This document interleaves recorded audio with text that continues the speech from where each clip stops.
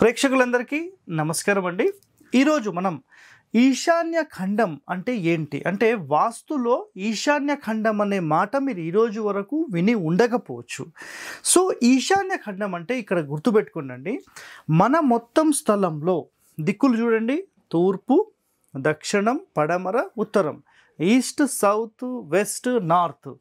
ఎప్పుడైతే మనం ఉత్తర మొత్తం వెడల్పు, తూర్పు వెడల్పులో ఒక్కొక్క పార్ట్ మనం తీసుకొని ఇక్కడ ఖాళీ వదలాలి. తూర్పులో, ఉత్తరంలో ఎక్కువ ఖాళీ స్థలం అనేది మీరు దక్షిణంలో వదలాలి అండ్ పడమరలో వదలాలి. ఇలా వదిలి ఇల్లు కడితే ఇది అన్నిటికంటే ఒక టాప్ మోస్ట్ ఇల్లు అనవచ్చు. కానీ ఈ కాలంలో ఇలాంటి నిర్మాణాలు ఎవరు చేయడం లేదు. కానీ శాస్త్రంలో చెప్పింది అన్నిటికంటే ఉత్తమమైనది ఇది.